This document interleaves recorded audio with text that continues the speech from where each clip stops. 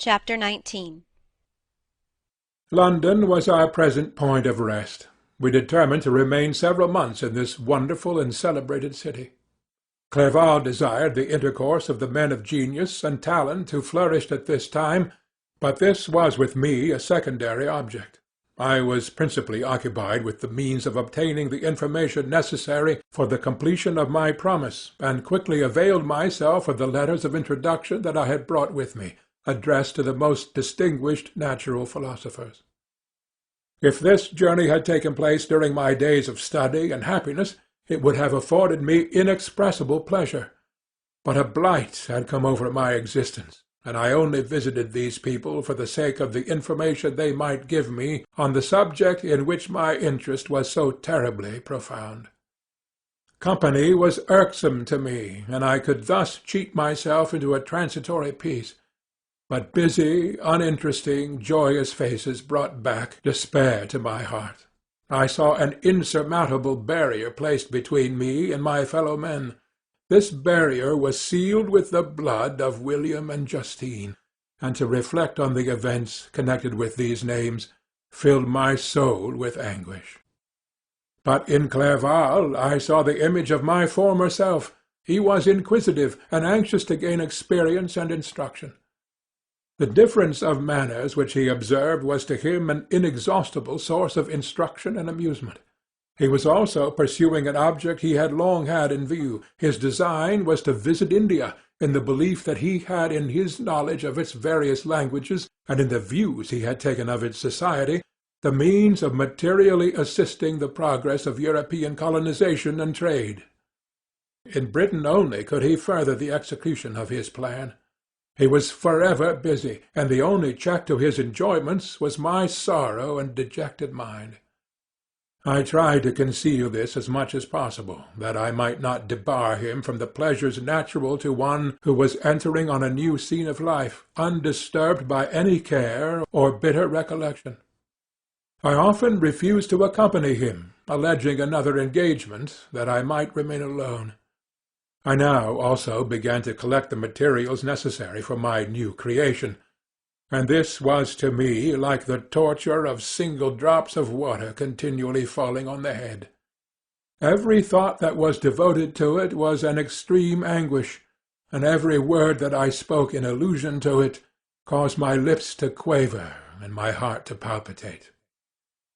After passing some months in London, we received a letter from a person in Scotland who had formerly been our visitor in Geneva. He mentioned the beauties of his native country, and asked us if those were not sufficient allurements to induce us to prolong our journey as far north as Perth, where he resided. Clerval eagerly desired to accept this invitation, and I, although I abhorred society, wished to view again mountains and streams and all the wondrous works with which nature adorns her chosen dwelling-places. We had arrived in England at the beginning of October, and it was now February. We accordingly determined to commence our journey towards the north at the expiration of another month.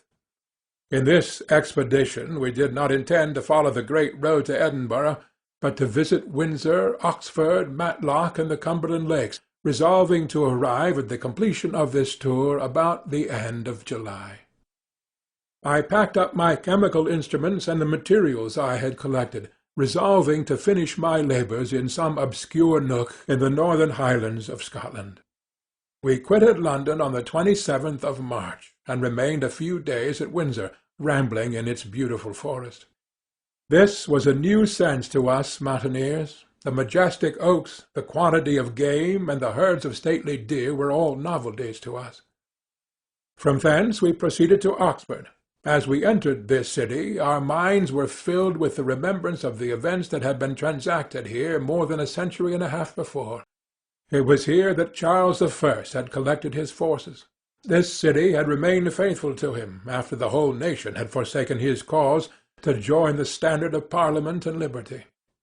The memory of that unfortunate king and his companions, the amiable Falkland, the insolent Goring, his queen and son, gave a peculiar interest to every part of the city which they might be supposed to have inhabited.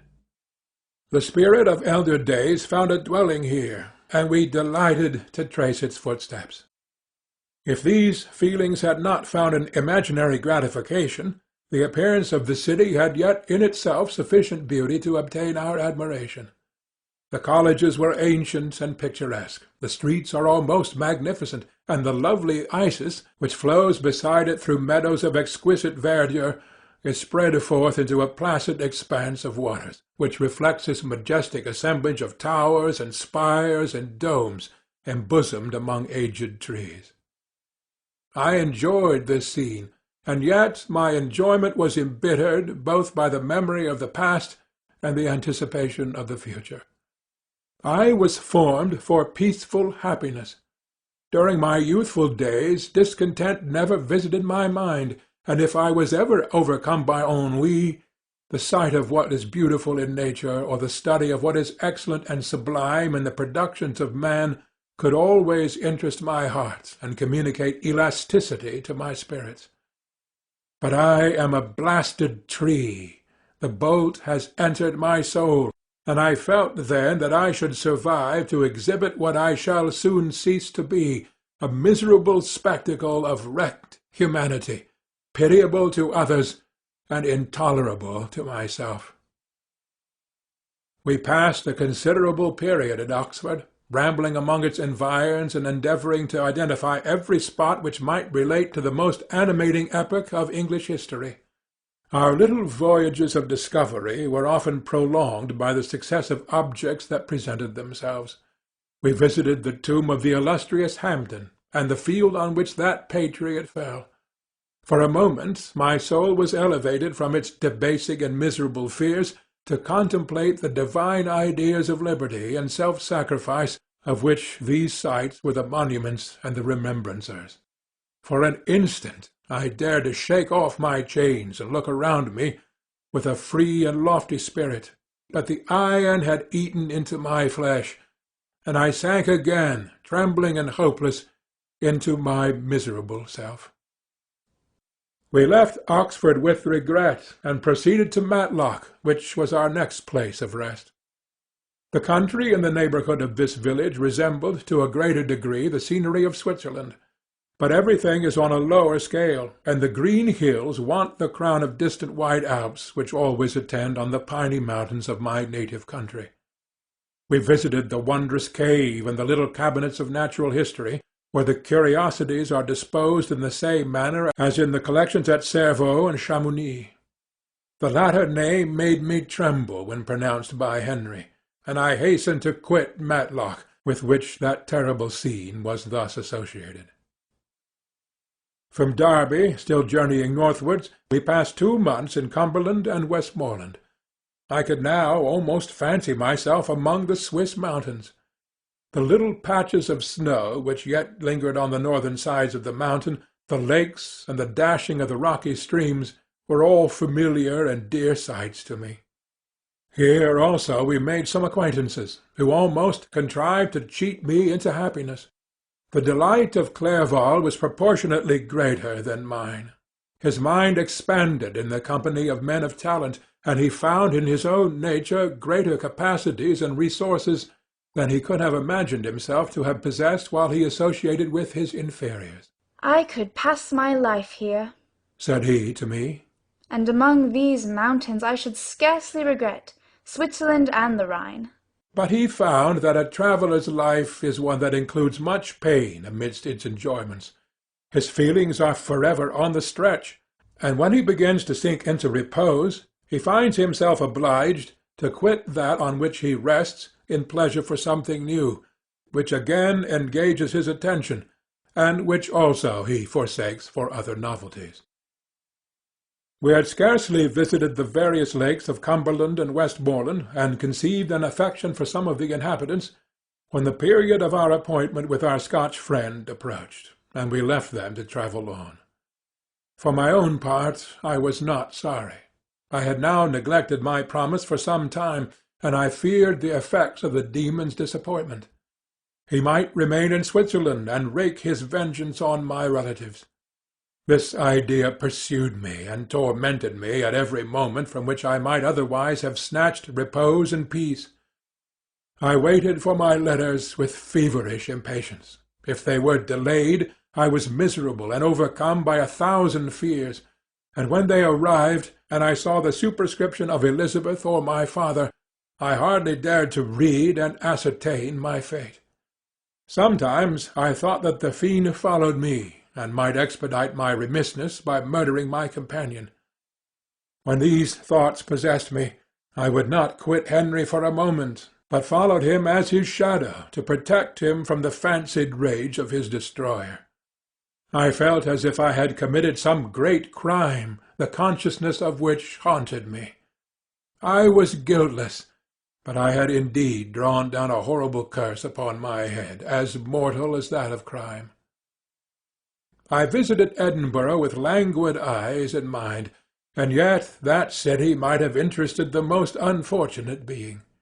Clerval did not like it so well as Oxford, for the antiquity of the latter city was more pleasing to him. But the beauty and regularity of the new town of Edinburgh, its romantic castle and its environs, the most beautiful in the world, Arthur's Seat, St. Bernard's Well, and the Pentland Hills, compensated him for the change, and filled him with cheerfulness and admiration. But I was impatient to arrive at the termination of my journey. We left Edinburgh in a week, passing through Cupar, St. Andrews, and along the banks of the Tay to Perth, where our friend expected us. But I was in no mood to laugh and talk with strangers, or enter into their feelings or plans with the good humour expected from a guest, and accordingly I told Clerval that I wished to make the tour of Scotland alone. "Do you," said I, "enjoy yourself, and let this be our rendezvous. I may be absent a month or 2, but do not interfere with my motions, I entreat you. Leave me to peace and solitude for a short time, and when I return I hope it will be with a lighter heart, more congenial to your own temper." Henry wished to dissuade me, but seeing me bent on this plan, ceased to remonstrate. He entreated me to write often. "I had rather be with you," he said, "in your solitary rambles, than with these Scotch people whom I do not know. Hasten then, my dear friend, to return, that I may again feel myself somewhat at home, which I cannot do in your absence." Having parted from my friend, I determined to visit some remote spot of Scotland and to finish my work in solitude. I did not doubt but that the monster followed me, and would discover himself to me when I should have finished, that he might receive his companion. With this resolution I traversed the northern Highlands, and fixed on one of the remotest of the Orkneys as the scene of my labours. It was a place fitted for such a work, being hardly more than a rock whose high sides were continually beaten upon by the waves. The soil was barren, scarcely affording pasture for a few miserable cows and oatmeal for its inhabitants, which consisted of 5 persons, whose gaunt and scraggy limbs gave tokens of their miserable fare. Vegetables and bread, when they indulged in such luxuries, and even fresh water, was to be cured from the mainland, which was about 5 miles distant. On the whole island there were but 3 miserable huts, and one of those was vacant when I arrived. This I hired. It contained but 2 rooms, and these exhibited all the squalidness of the most miserable penury. The thatch had fallen in, the walls were unplastered, and the door was off its hinges. I ordered it to be repaired, bought some furniture, and took possession, an incident which would doubtless have occasioned some surprise, had not all the senses of the cottagers been benumbed by want and squalid poverty. As it was, I lived ungazed at and unmolested, hardly thanked for the pittance of food and clothes which I gave, so much does suffering blunt even the coarsest sensations of men. In this retreat I devoted the morning to labour, but in the evening, when the weather permitted, I walked on the stony beach of the sea to listen to the waves as they roared and dashed at my feet. It was a monotonous yet ever-changing scene. I thought of Switzerland. It was far different from this desolate and appalling landscape. Its hills are covered with vines, and its cottages are scattered thickly in the plains. Its fair lakes reflect a blue and gentle sky, and when troubled by the winds, Their tumult is but as the play of a lively infant when compared to the roarings of the giant ocean. In this manner I distributed my occupations when I first arrived, but as I proceeded in my labour, it became every day more horrible and irksome to me. Sometimes I could not prevail on myself to enter my laboratory for several days, and at other times I toiled day and night in order to complete my work. It was, indeed, a filthy process in which I was engaged. During my first experiment, a kind of enthusiastic frenzy had blinded me to the horror of my employment. My mind was intently fixed on the consummation of my labour, and my eyes were shut to the horror of my proceedings. But now I went to it in cold blood, and my heart often sickened at the work of my hands. Thus situated, employed in the most detestable occupation, immersed in a solitude where nothing could for an instant call my attention from the actual scene in which I was engaged, my spirits became unequal. I grew restless and nervous.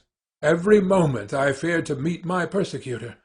Sometimes I sat with my eyes fixed on the ground, fearing to raise them lest they should encounter the object which I so much dreaded to behold.